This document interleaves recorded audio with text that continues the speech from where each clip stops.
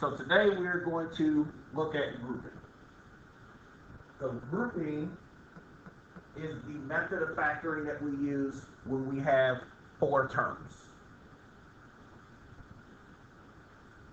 Now, of course, with example 4, you'll see that we'll expand it out to 6 terms as well. But grouping is definitely with 4 terms. Now, you'll find that grouping is really just an extension of greatest common factor, but can include other factoring methods as well. Most commonly, difference of 2 squares. So we'll go across the entire landscape with these problems today. So, to solve by grouping, first thing we do is you have 4 terms, separate it into 2 groups. Don't make that harder than what it is. There's group 1, there's group 2. Literally just put them in 2 groups.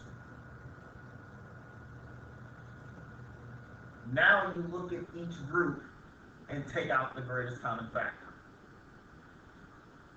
So in your first group, x to the third and 5x squared, you can take out x squared. So if you take out x squared, you have x plus 5 left over.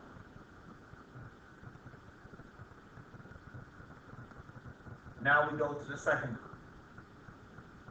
With the second group, first thing is the sign. Whatever sign starts the second group comes out, and then you take the greatest common factor. So between 8 and 40, you can divide out 8.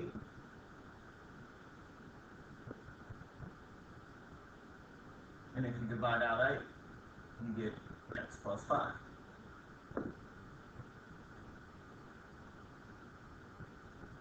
Any questions so far?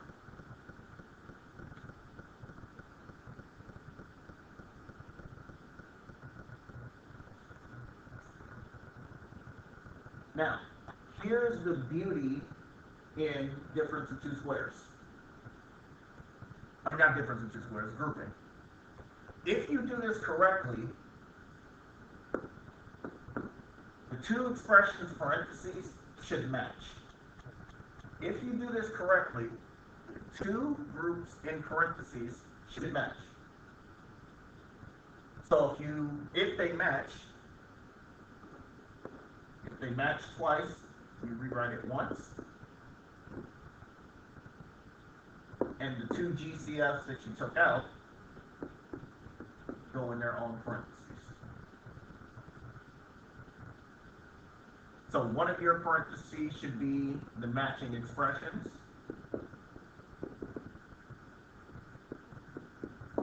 And the other should be the GCFs. But that's your final answer.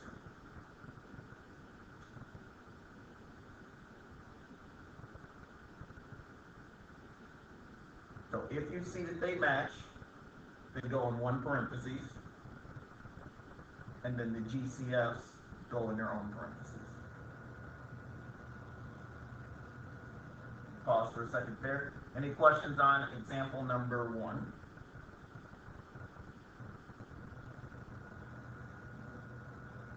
Any questions on example number 1?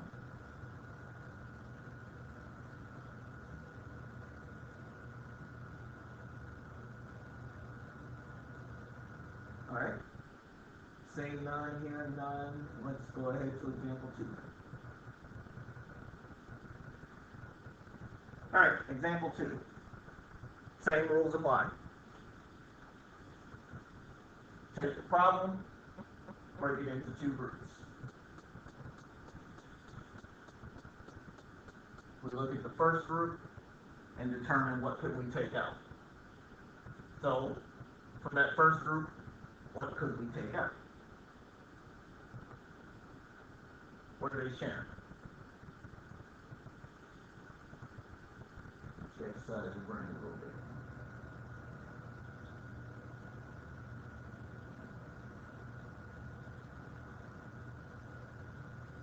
divide out a number? Can I take out a variable? Is there anything I can do with this problem?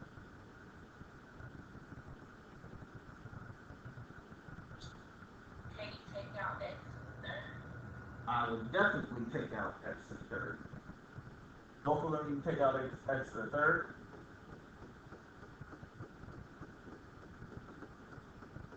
So that leaves us with x squared plus 2.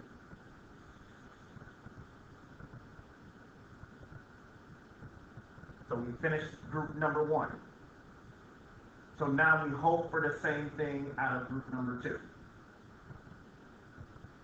Negative 4x squared minus 8. So again, whatever starts the second group comes out. So we take out a minus. And between 4 and 8, we can divide out a 4.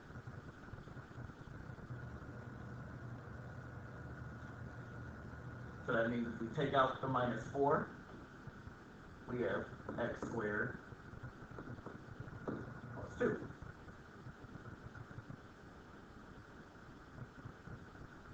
All right, looks like we did good. Both parentheses match. So if we see it twice, we write it once. And then the other greatest time factors go in their own parentheses.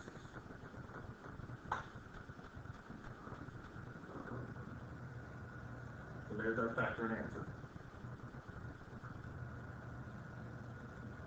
I have a question. Go ahead. How does negative a become a positive 2 when you get a negative 2? No, because a negative divided by a negative is positive. Okay.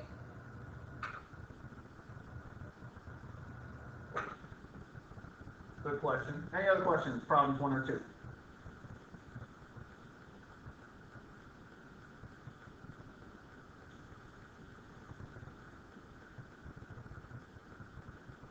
All right.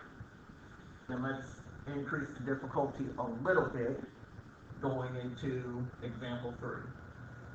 So as I mentioned at the start, sometimes some of your problems will include more than one factoring method. So example 3 is going to be one of those problems.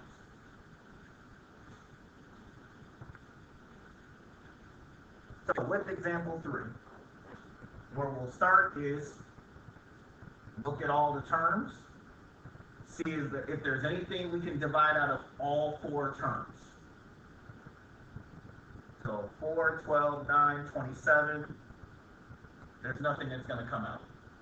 So we can go right ahead and start grouping. First 2 together, last 2 together. What can I take out of that first group?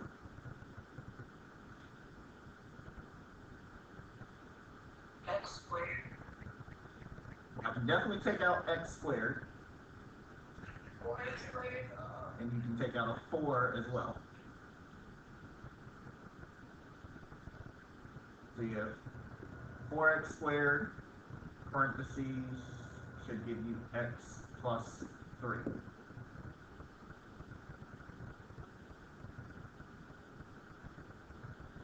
Now we go over to that second group. Start at negative, we take out a negative. What could I take out of 9 and 27? Negative 9. Take out that negative 9. And sure enough, that gives us x plus 3. So we're on the right track. So what you see twice, you write once. 4x squared minus 9 can get put together.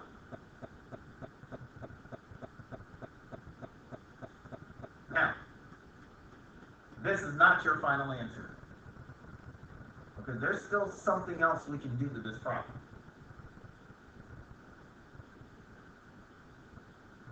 There's still something that can be done to this problem.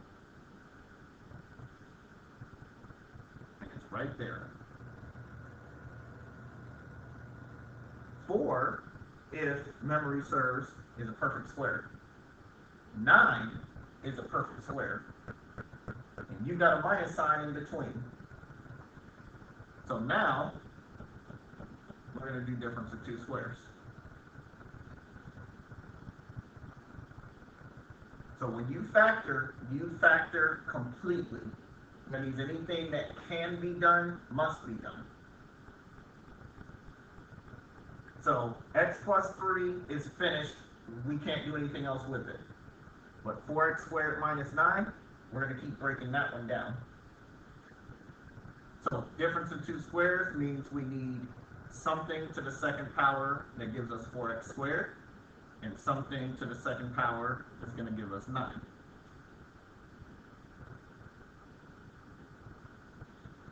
So 4x squared would break down to 2x, and 9 would break down to 3. Any questions on that before we move towards finishing the problem?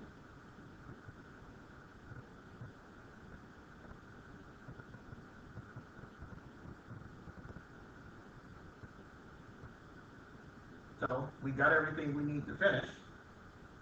So difference of two squares is a plus b, a minus b. So you have 2x plus 3, 2x minus 3, and x plus 3. There's your three answers.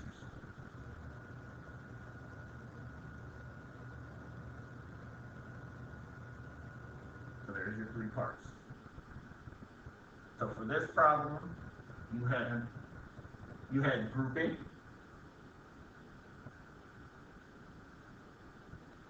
and you also had difference of two squares. Questions, problem 3. Any questions out there with problem 3? Even if you think it's a small question.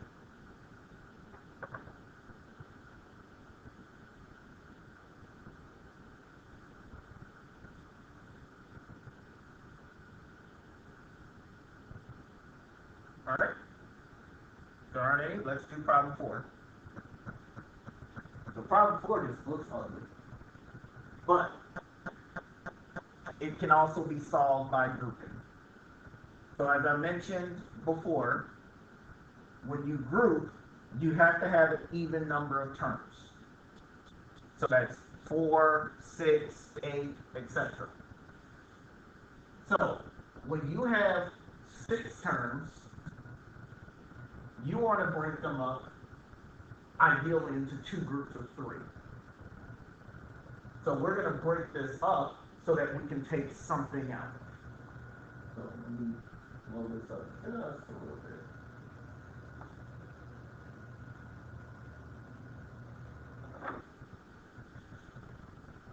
So first thing I would do if I have 6 terms is to look at the problem and see what could I group together. So if I'm looking at it, I notice that these 3 terms have a y in it. So I'm going to put those together. There's one group.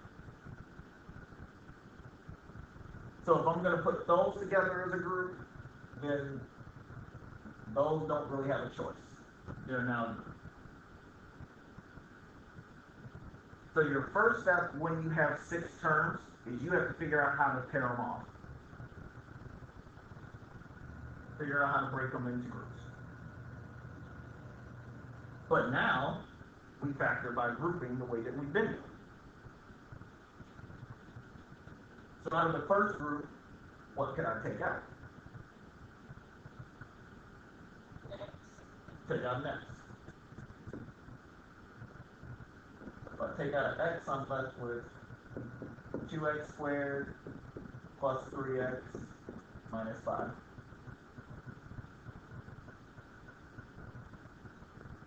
The second group started with a plus, so I'm going to take out a plus. What can I take out of that second group? 4y. 8, 12, and 20 definitely divides by 4, and all of them have a y. Take out the y. So 4y, parentheses, so 8 divided by 4, 2, x squared, y drops. 12 divided by 4, 3, x, y drops. 20 divided by 4, minus 5, y drops. Would you look at that, both parentheses match?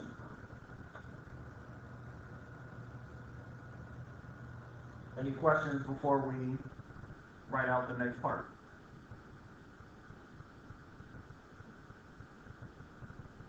Again, remember, the longer the problem gets, the more involved the problem gets, the more you have to pay attention to.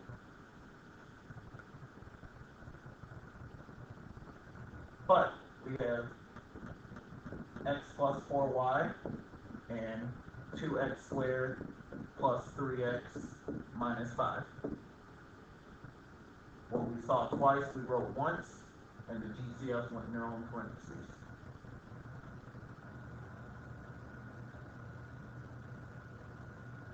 So, we've done the grouping part. So now we gotta look to see, is there anything else we can do? We can do MAF. X plus 4y is done.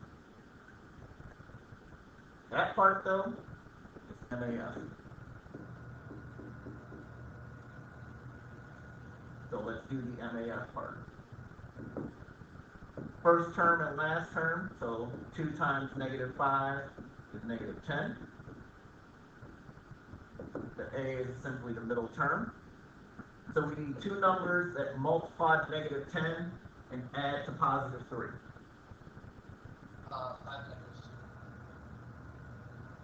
5 is negative 2.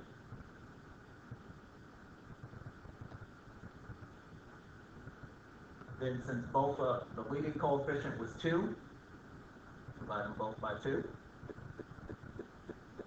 Remember, don't forget to divide by the leading coefficient. So 5 over 2 doesn't reduce anymore. So it's x plus 5 over 2. But we can't leave the fraction. Take the 2, move it over.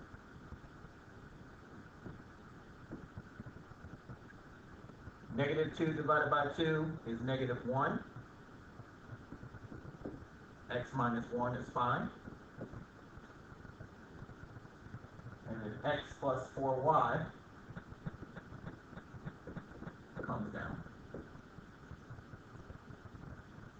So there's your final factored answer.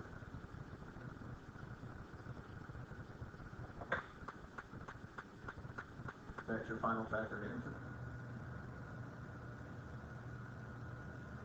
Any questions with any part of example 4?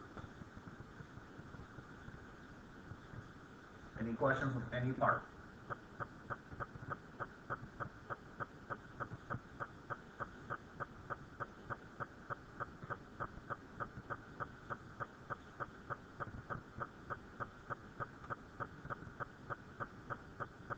Alright.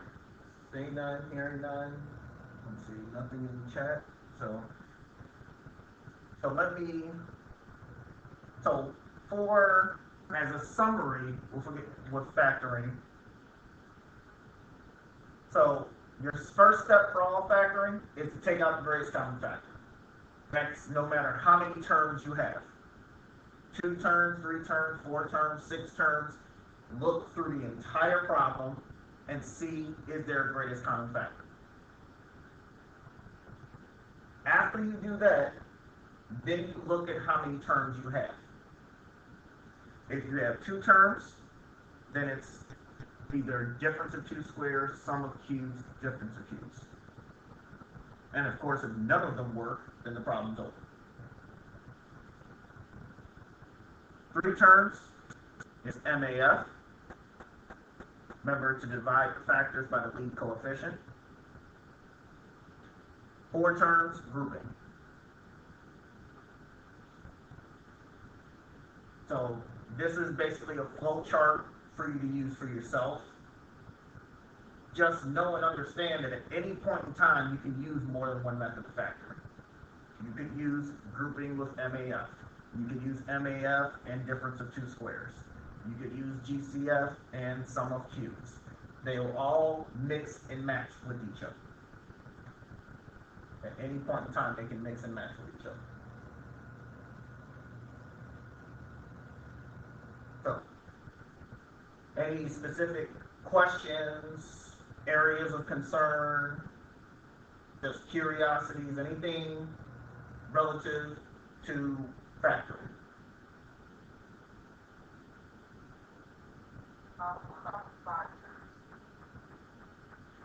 So, 5 terms would pretty much be greatest common factor. 5 terms doesn't really have a defined factor method outside of GCF. You wouldn't do grouping with 5 terms because the groups have to be the same. Great question. Any other questions floating around out there?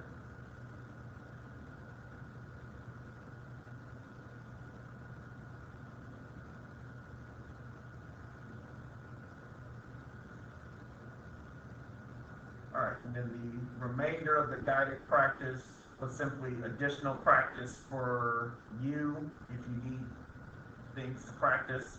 And of course, I put the answers so that you could utilize them. So, if